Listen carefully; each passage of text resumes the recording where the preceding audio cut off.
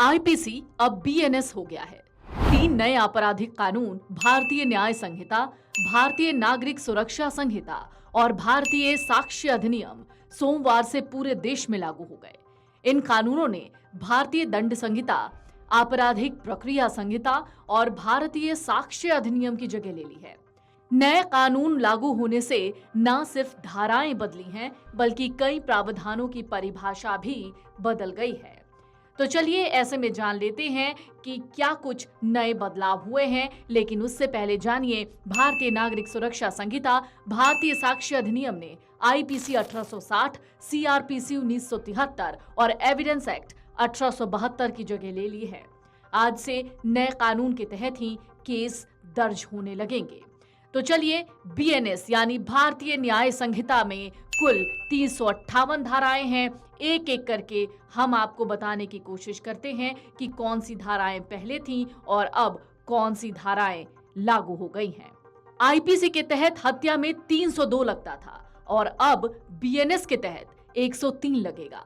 हत्या की कोशिश में आईपीसी में 307 लगता था, अब 109 लगेगा। गैर इरादतन हत्या में पहले 304 लगता था, अब 105 लगेगा।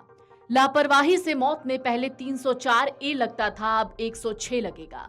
रेप और गैंगरेप में 375 और 376 आईपीसी में लगा करता था, अब बीएनएस में 63, 64 और 70 लगेगा।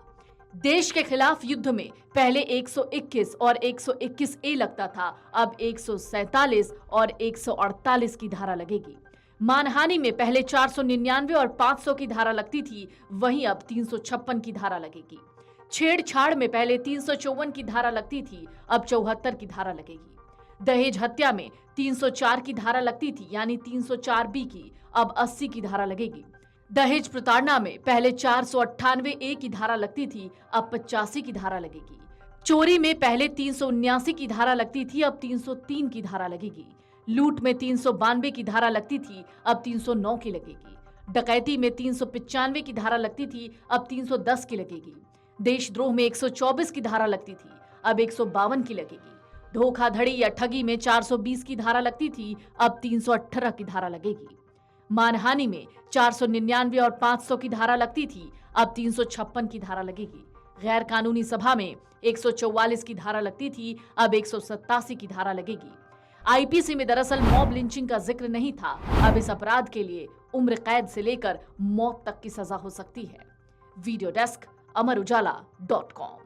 अगर आप ये वीडियो YouTube पर देख रहे हैं तो हमारे चैनल को सब्सक्राइब करें और बेल आइकन को दबाना ना भूलें। अगर आप Facebook पर ये वीडियो देख रहे हैं तो हमारे पेज को लाइक करें।